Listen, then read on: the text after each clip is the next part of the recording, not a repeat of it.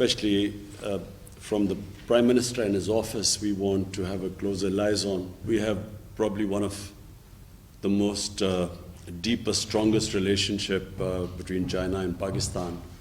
But the interaction between our medias, our cultural interaction is not as good as a political relationship. So this idea, meeting today, is basically to improve this interaction. I especially want to take this occasion to congratulate China and the Communist Party. I think on its 100th, it is the anniversary of the CPC. Also, in Pakistan, we admire President Xi Jinping as one of the great statesmen of the modern world. We have admiration for him in Pakistan for two particular reasons. One, his commitment to fight corruption. The commitment that a society there must be rule of law in a society. In other words, the powerful must be brought under the law. And corruption is, when it destroys a country, it is when there is a corrupt elite which does not bring itself under the rule of law, and they are the ones who do the maximum damage. So I have watched the corruption drive, anti-corruption drive of President Xi Jinping, and we here in Pakistan are very impressed by the way he has so many high-level officials, ministerial-level people have been held accountable for their corruption. Secondly, and the most remarkable thing about China, which we all admire, is that the way they have brought so many millions of people out of poverty. The figure we are told is almost 700 million people have been brought out of poverty in the last 6-7 years. And recently, China announced that China has finally eliminated extreme poverty. So this is, I think, one of the most remarkable achievements of any human society. I don't think there is any precedent in history of a society achieving these great goals. And the third thing is that we in Pakistan are committed to strengthen our relationship with China politically, as well as in terms of economy and trade.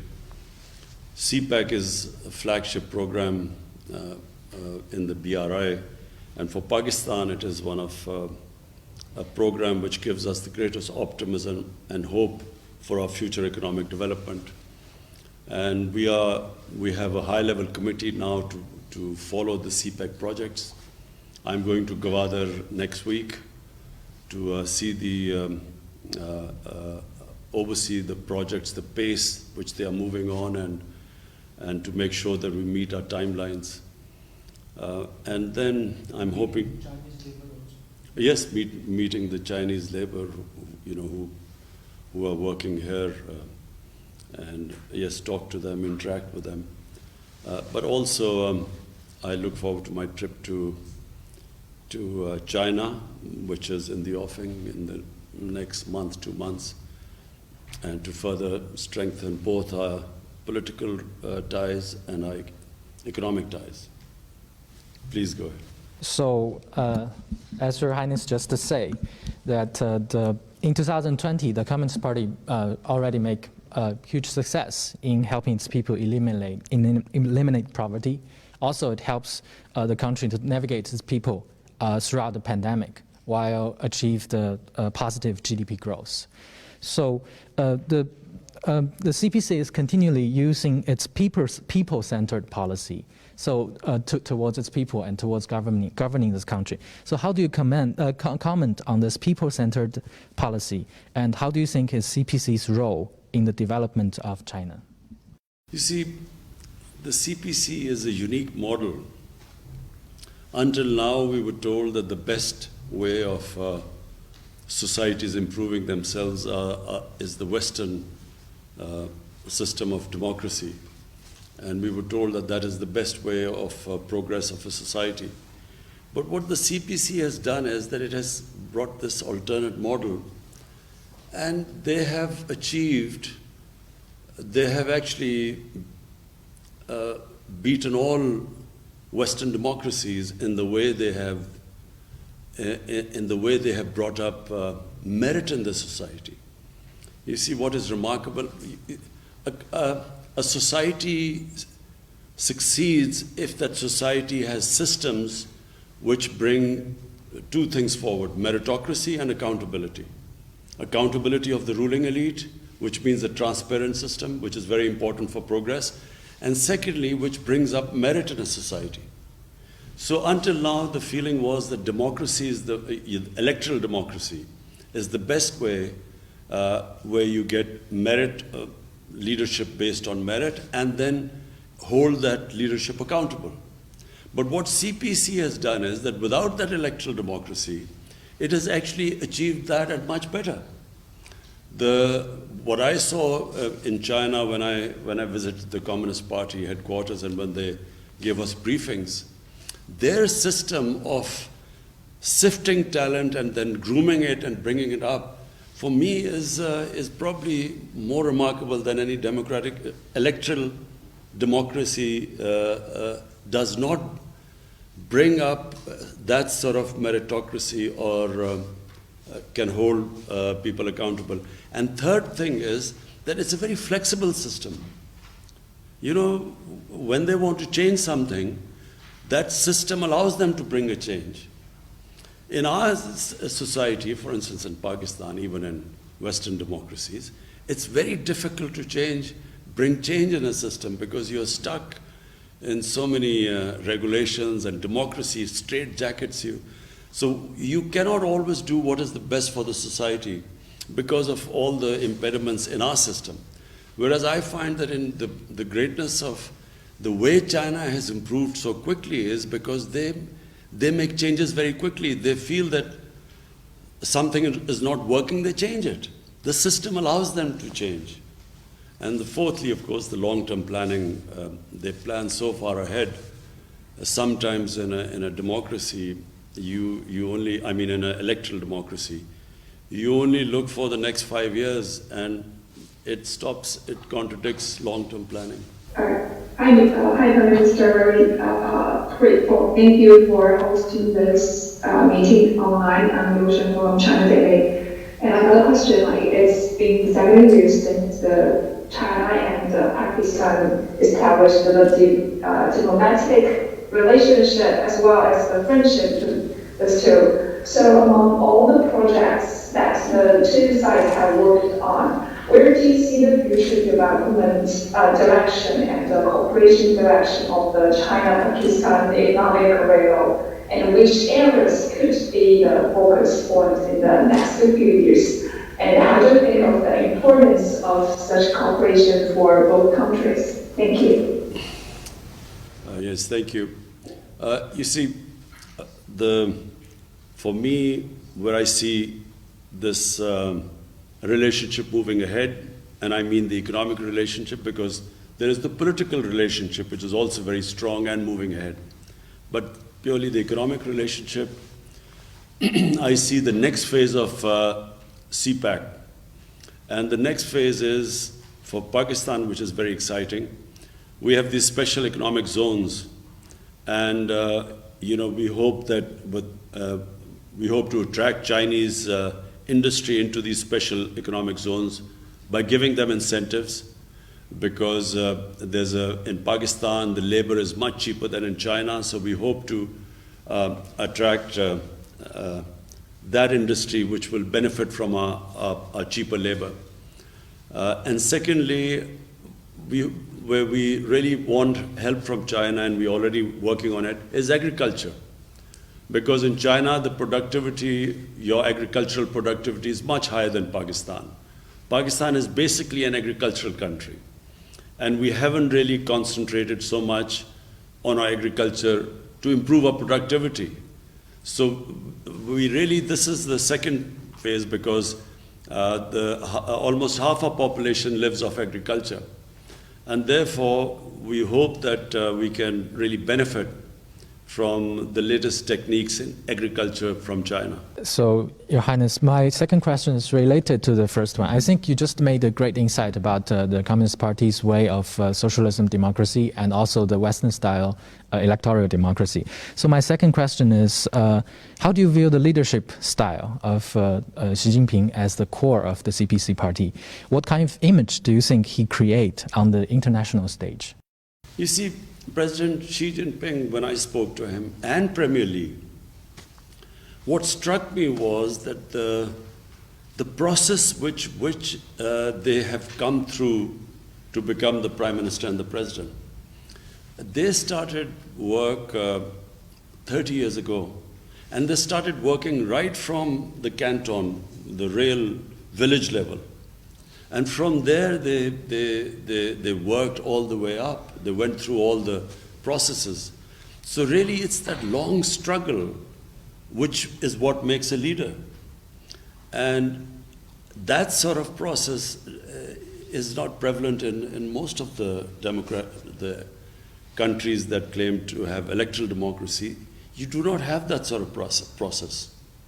So you look at the American president, he does not go through that sort of rigorous training for leadership like President Xi Jinping and Premier Li, and the way they work themselves up and the experience they got all the way from village and then to the province and higher levels. So when they get to the top, they are experienced. They completely understand the system. They understand how people live at the bottom. And which is why they have been able to, create this wonder of bringing so many millions of people out of poverty. So this is something quite unique for China. You do not see that in any other democratic system. What about their image on the international stage? I think, leave alone the rivalry now between America and China, this economic rivalry. But I can tell you that the world, no matter whatever they think of China, because there's a fear of China's economic dominance now. But apart from that, everyone has to admire what President Xi Jinping has done. His achievements, you see, leaders' achievements speak for themselves. And that's what President Xi Jinping has proved to the world. Your Excellency, how do you comment on the aid programs provided by China to Pakistan, including vaccine, infrastructure, vocational training, and in other social livelihood sectors? I think, first of all, the way China dealt with COVID was unique. I mean, considering that this pandemic started in China, the way China coped with it, and then when you look at the rest of the world, China really stands out in the way they dealt with this pandemic. And we are very thankful to China because, the way they helped us, the way they donated the vaccine to us. And really, Pakistan is after China, Pakistan is one of those countries which has actually done very well in the way that we dealt with the pandemic, the way which we coped with it. So Pakistan stands out, in this whole region. And one of the reasons is that China provided us the vaccine very early on, and where we immediately vaccinated the health workers.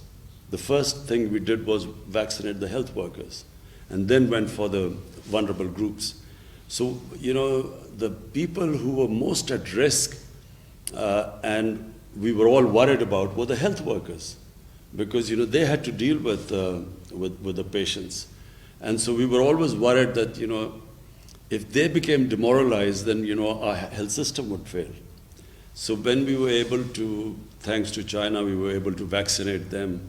That gave us a lot of confidence. My name is Liu Xin. It's a great pleasure to be able to talk to you, even via Zoom, on this very prosperous occasion when China is celebrating the 100th anniversary of the founding of the CPC. But this year is also a very special year for China and Pakistan, as both countries are celebrating 70 years of diplomatic relations, 70 years of friendship. So I'd like to ask you, based on what you just talked about the uniqueness of the Chinese system and the kind of strong relationship that Pakistan has fostered with China, what do you think the 70 years of friendship between China and Pakistan means for the region and for the world? And where do you see relations going further? How to deepen these already very strong ties? Thank you very much. Thank you. Well, firstly, let me just talk about Pakistan and China first, and then the region. For Pakistan, there was always a very special relationship with China, although our relationship started 70 years ago. But, you know, China, whenever Pakistan was in trouble, whenever I'm in trouble politically, internationally, when we had conflicts with our neighbor, China always stood with us. So the people of China have a special place in the hearts of people of Pakistan. Because everyone here remembers, you know, you only remember a friend who stands with you in your difficult times. In good times, everyone stands with you. But in your difficult, tough times, bad times, you remember those people who stood by you.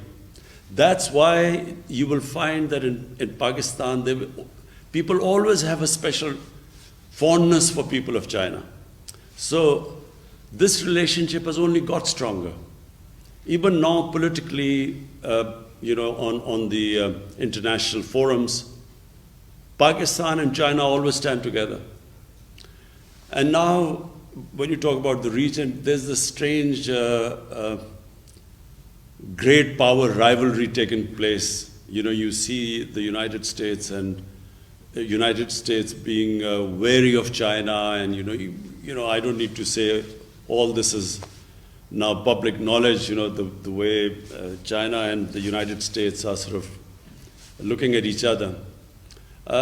So it creates problem, because what United States is doing is it's formed this regional alliance called the Quad, which is US, India, and then, you know, a couple of other countries. So from that point of view, Pakistan thinks that it is very unfair for the US or other powers, Western powers, for countries like us to take sides. Why do we have to take sides? We should have good relationship with everyone. And, you know, it's not going to happen that if there's pressure put on Pakistan to change its relationship or downgrade its relationship with China. It won't happen, because the relationship between Pakistan and China is very deep. And it's not just the governments, it's a people-to-people relationship. So to sum up, whatever will happen, our relationship between the two countries, no matter what pressure is put on us, is not going to change. How do you deepen these already very strong ties, Your Excellency? Number one is trade. You know, the CPEC is it's right in front of you, it's something. It's the biggest thing happening in Pakistan. For us, this is where we think our economic future is moving towards. So this is a big economic feature in Pakistan. And then there's the political relationship. And political relationship has got stronger. And it's got stronger because whatever happens in every international forum, Pakistan and China stand together. Mr. Prime Minister, my second question is about Olympic Games. Beijing will host the 2022 Olympic and Paralympic Winter Games next year. So, Your Excellency, how do you comment on China's efforts to host the Games, and what are your expectations for the Games? Well, I watched on television, of course, the Olympics in China. And you always find that a country that is on the ascendancy, its sports also follows in the same direction. It also, in sporting, I mean, China, if you look back, China's performance 30 years ago, and now you compare now in Olympics, China is now the emerging power in sports as well. So the two go together, because all the skills, the institutionalization that goes into a nation building and a nation moving forward are exactly the same in which a nation's sports move forward. Because you compete internationally in sports, the better you become, the better your institutions become, which can sift talent and bring merit on the top.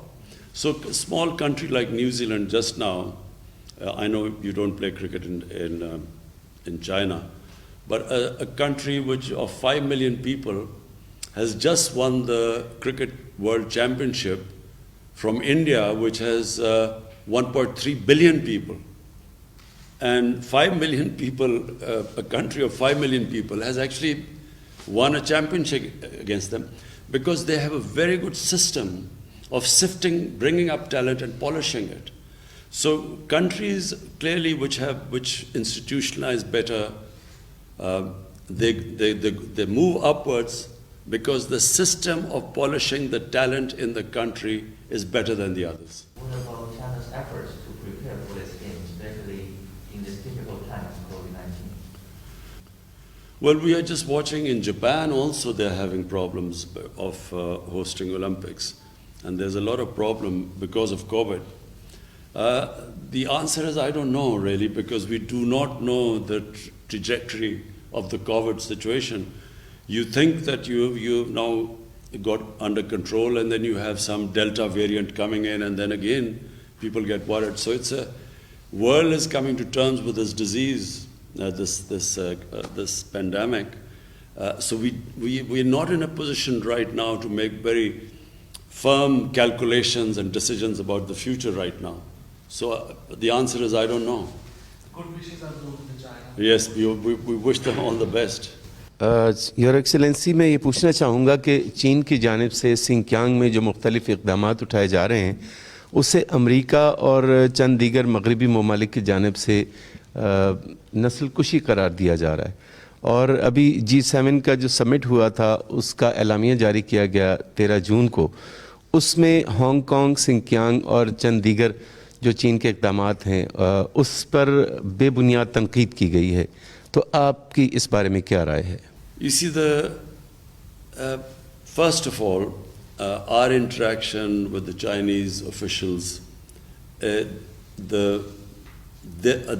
version of what is happening in Xinjiang is completely different to the version of what we hear from the Western media and the Western governments.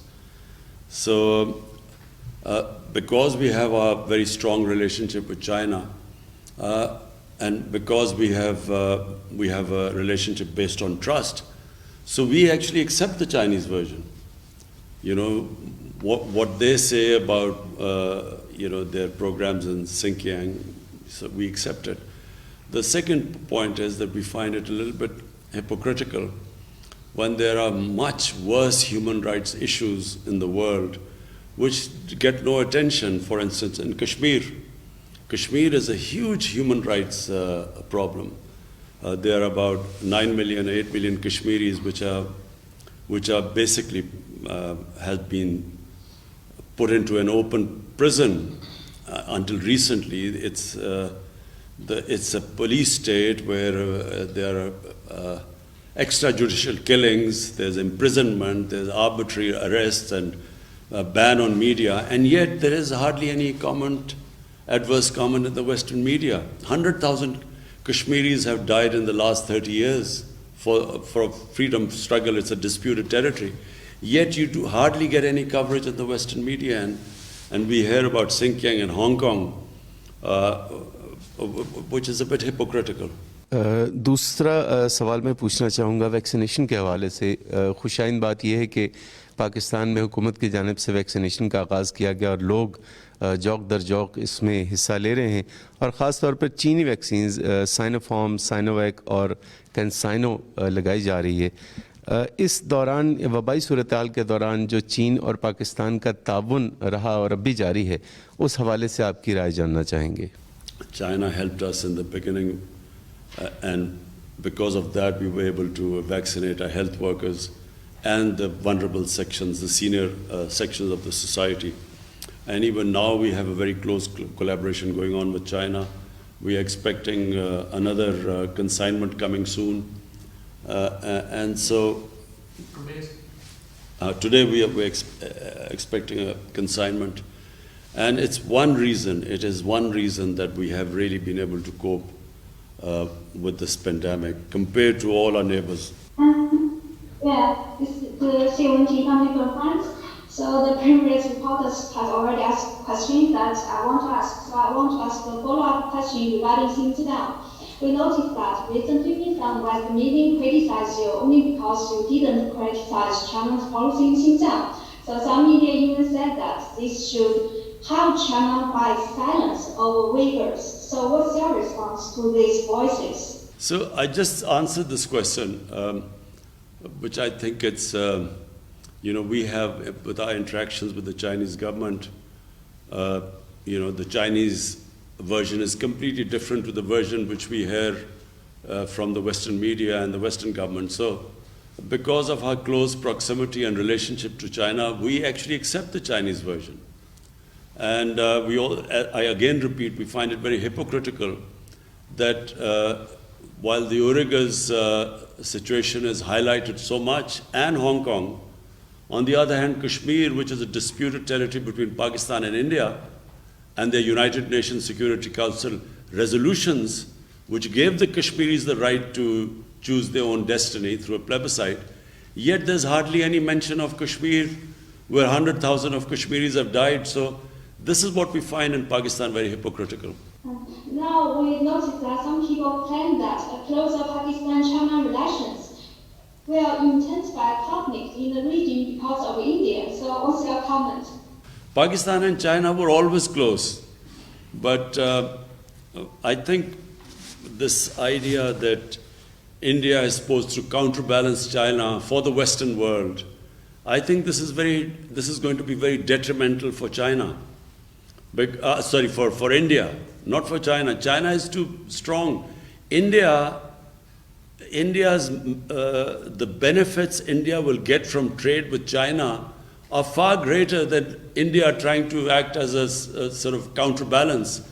The country that will lose out is going to be India. The relationship, as I said, between China and Pakistan actually has nothing to do with India. We have 70 years of diplomatic relationship, and through all crises in Pakistan's history, China has stood with us.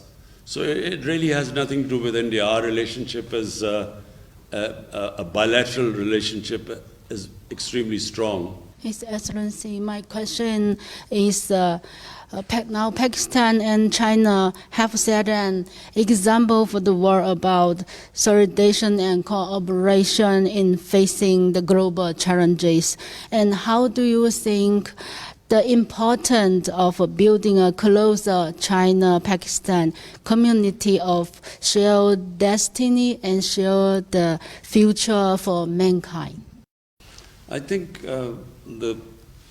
what I experienced when I went to, on the invitation of President Xi Jinping, what I noticed was the amount of work China is now doing in terms of improving the environment, fighting global warming. The awareness in China, in fact, President Xi Jinping hosted a program now I forget what city is, a special city which is just built. It's an environmentally green city, specifically built, which we were invited to. I don't remember the name of the city, but we went there, and everything there is environmentally friendly. So China is making great strides towards that. And I think the future of mankind, the biggest threat mankind faces is through this climate change, global warming. And China really, when President Xi Jinping hosted this conference, he invited leaders from all over the world, and it was just, the theme was how to save mankind from this catastrophe which is called climate change and global warming. Yes. Thank you so much, Excellency, for giving us this opportunity, and it's really great honor for us. My question is that the first phase of China-Pakistan Economic Corridor CPEC yields fruitful results in different areas, including energy and infrastructure. First, how do you comment on this? And second, how will China and Pakistan cooperate to ensure the success of second phase of CPEC? Especially, how do you see Sino-Pak economic growth? Thank you, Excellency.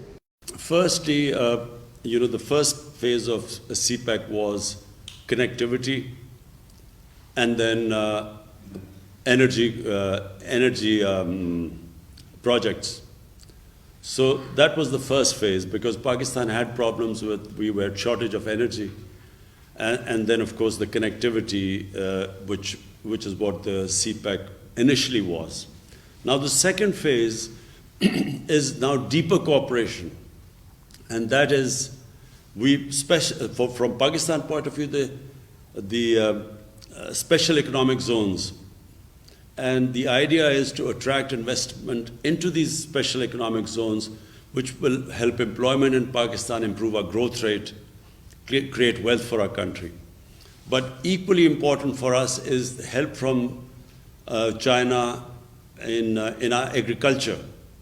Now, half of our population lives off agriculture, and the productivity of our agriculture, unfortunately, is extremely low.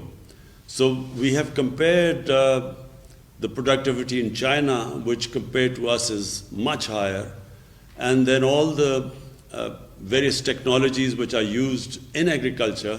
So the second phase is for us our special economic zones, agriculture, also skills education. We are collaborating in getting skills education in Pakistan. How you will speed up this China-Pakistan economic cooperation? We have already, now we formed a committee, which is, the whole point of that committee, the CPEC committee, is to monitor the CPEC projects and make sure that there are no impediments in their way.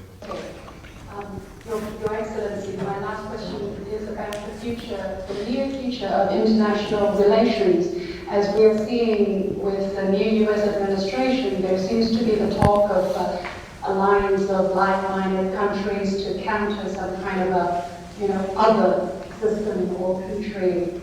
What is your understanding? How do you look at the trend, and what do you think is the implications if such a trend really picks up momentum? I find this deeply worrying for the world.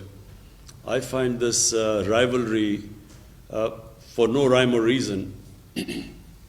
I find this worrying because then, just like in the Cold War, the world was divided between the Soviet camp and then the American camp. And so it created a lot of problems for countries who, they had to choose sides, either one side or the other. And then, for a short while, there was this, the whole worry was this war on terror. And the whole world was somehow involved in fighting terrorism. And now we see this emerging rivalry between China and the Western countries led by the US. Again, it's worrying. And people in Pakistan, we ask ourselves the question, why do we have to choose sides? We have a very deep relationship with China. And if someone asks us to choose sides, we find that China is our friend for 70 years through highs and lows. They've stood with us. So people in Pakistan have this great faith and trust in our friendship with people in China. So why should we be asked to take sides now? Why can't we have a relationship with everyone? And this is the feeling right now, because I think what past tells us, this world divided into camps, we find that this is detrimental to the world. How do you see things unfolding in Afghanistan? Well, that's the most difficult question you asked me. Unfortunately, right now we do not have the answer because no one has the answer. You see, let me just say, the biggest mistake made by the Americans was that they kept on trying to find a military solution in Afghanistan when there was not one. They kept doing the same thing over and over and over again and thought they would get a different result. Because Afghanistan has a history, and they just cannot be dictated from outside. They do not accept outside power intervention. They do not like to be controlled from powers from outside. That's the history. And so even when countries have conquered Afghanistan, like the British did in the 19th century, and then the Soviets invaded Afghanistan in the 20th century, you can invade Afghanistan, but when you stay there, it is very difficult to control the country because they are very independent-minded people. So this war in Afghanistan went on too long. It has created deep divisions in the Afghan society. When a war goes on for that long, when on both sides people have died, families have suffered, to bring them back together is not very easy. It takes time. And now what you're seeing in Afghanistan is that the moment the Americans decided there was no military solution, they gave a date of exit. And the moment they gave a date of exit, the Taliban, who were opposing the Americans, considered that as a victory. Now, when they think they won the war, it's very difficult to make them, from Pakistan point of view, to make them then come to some sort of a political settlement becomes very difficult. One, because the war went on too long, there are deep divisions. Secondly, once they feel they won the war, it's very difficult to make them now get back together. And so the worrying thing for Pakistan is that if Afghanistan has a civil war there, just like it had civil war after the Soviets left in 1989, then the consequences will be, after Afghanistan, the country that will suffer the most is going to be Pakistan. Because, we have a long border with Afghanistan. Taliban is basically a Pashtun movement, and there are more Pashtuns in Pakistan than Afghanistan. Half the Afghanistan population is Pashtun. So the worry here is that we will be deeply affected by if there is a civil war. So therefore, we want there to be a political settlement at all costs. So before concluding this session, I would like to inform the media that Prime Minister has written a special congratulatory letter to President Xi on CPC's 100 years anniversary. Also, Prime Minister has written an op-ed that will appear in Chinese media. I believe this will opinion piece. And also, keeping in view the close relationship and the kind of the way CPAC is going, we will interact with Chinese media more regularly, and we will keep inviting friends from Beijing, Shanghai, and also from here. And thank you very much for being part of this session. Thank you.